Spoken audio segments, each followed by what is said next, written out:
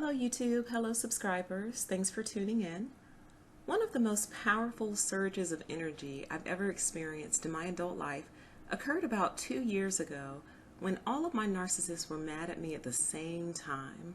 It was a magical time frame for me. It was really, truly a wonderful experience. I remember feeling so light in mind, in body, in spirit. And with each day, that light sensation increased.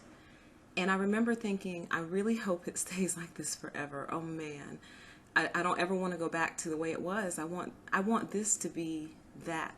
It's almost like I really wanted to hit the reset button on my life, shed everything related to my former self, all the old attachments, all the old patterns and dynamics, and literally just start from square one. And like it opened up like a creative center in me. I remember asking myself, man, when did I feel like this before? I felt like this before. When was the last time I felt like this?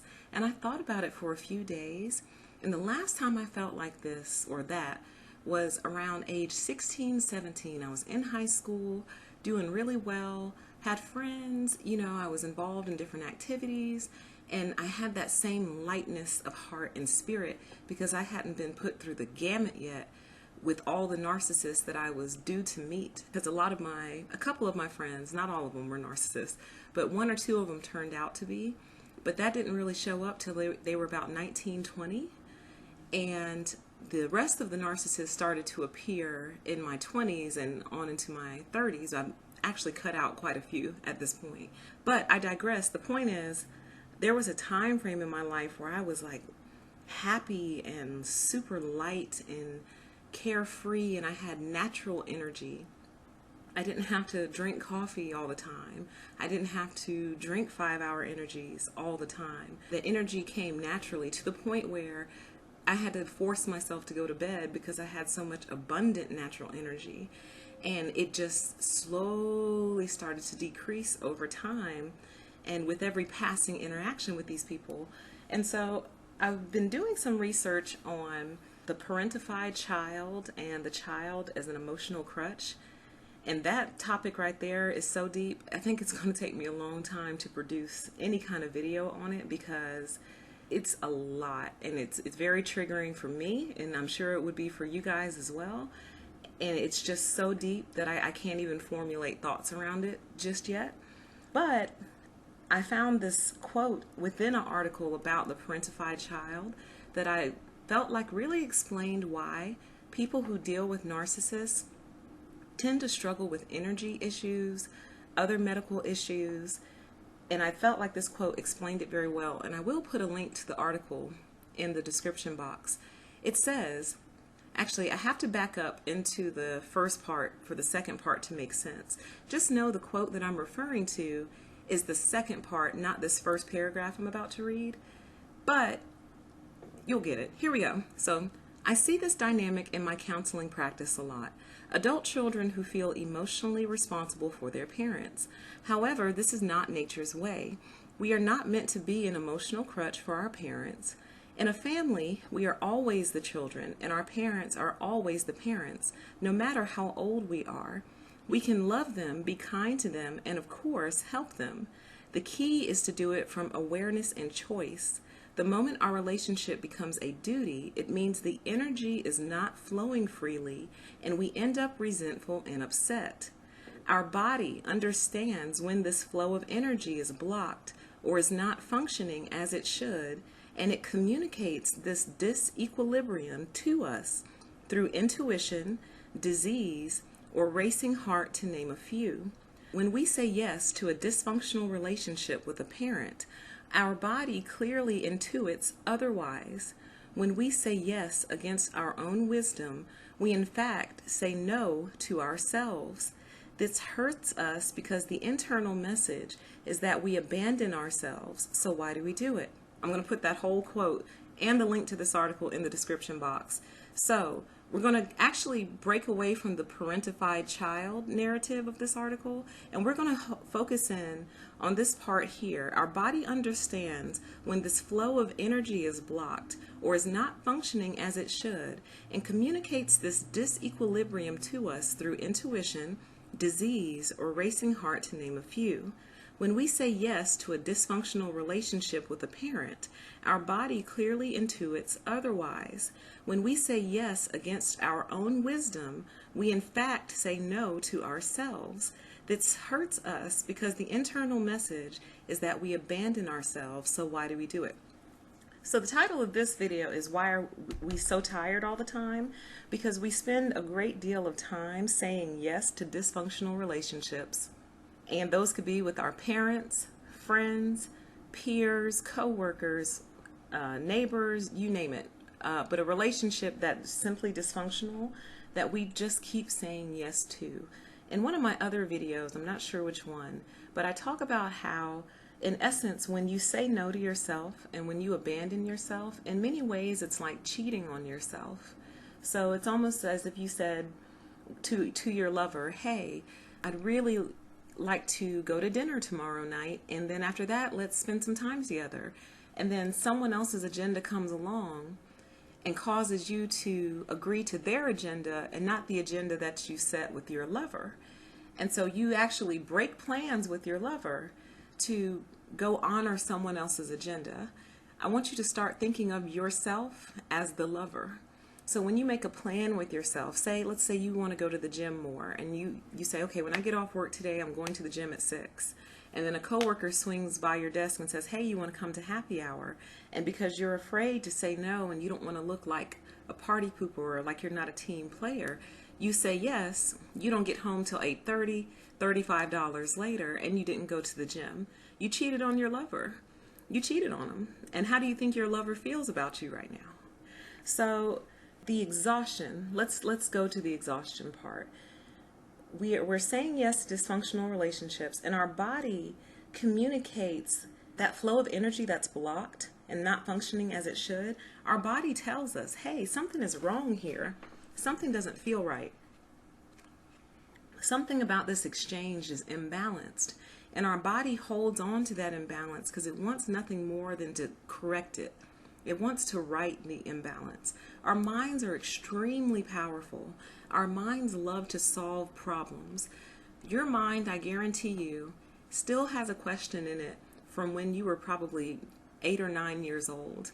There's something that I lost in my parents' garage when I was like 4 or 5, and still to this day, I'm like, I know if I just keep looking, I'll find it one day. I know it's in there. It's gotta be.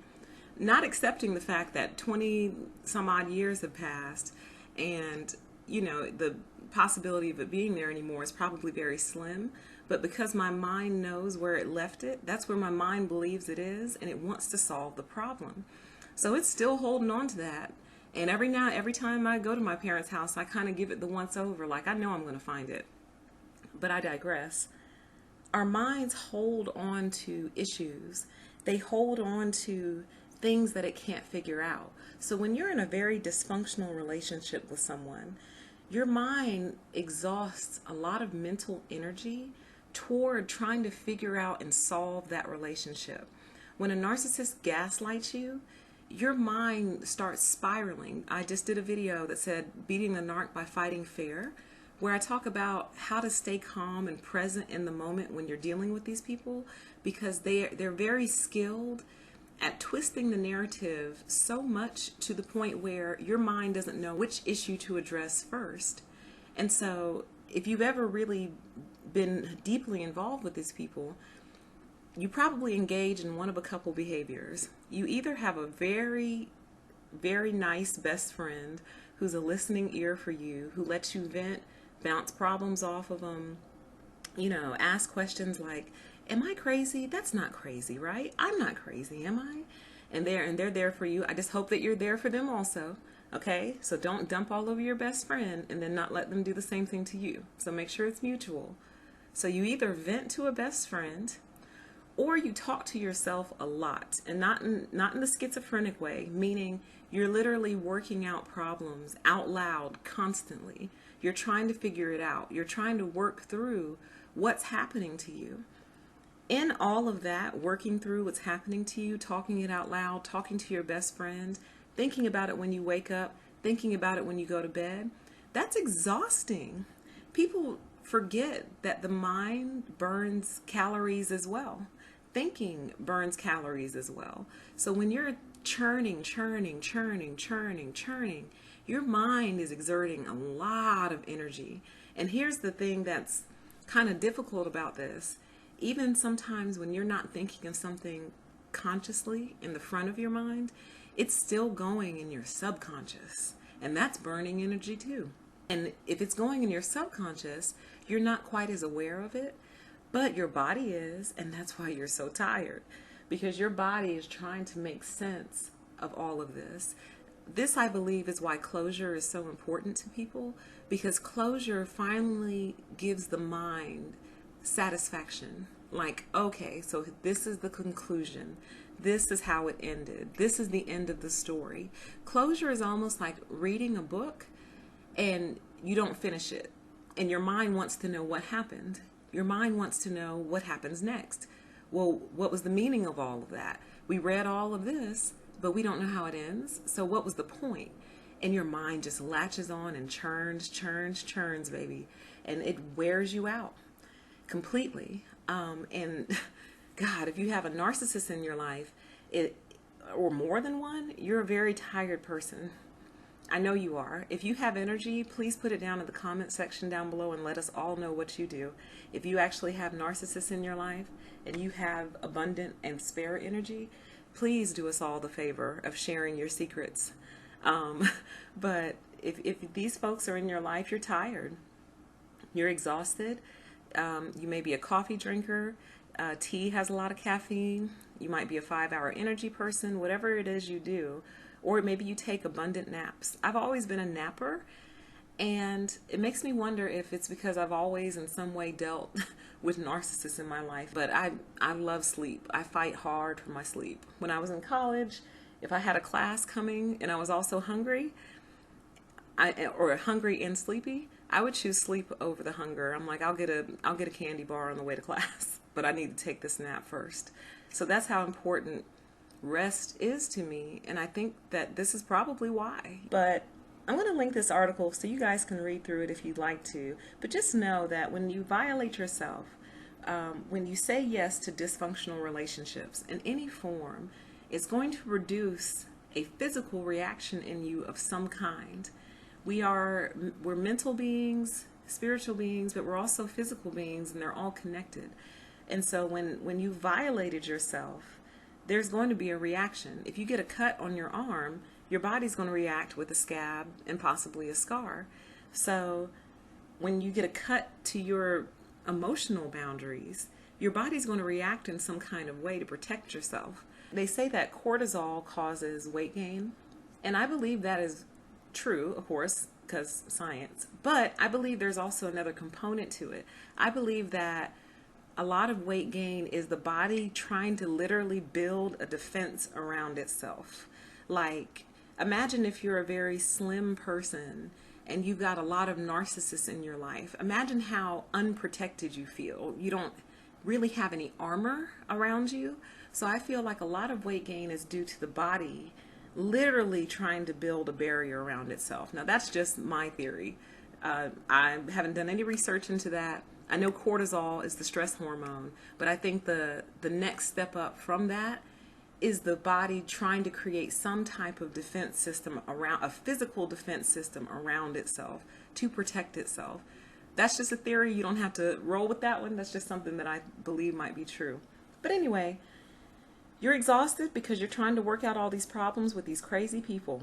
And so I hope that as you listen to these videos and as you heal, you regain some of your energy and you find the same energy I found about 2 years ago.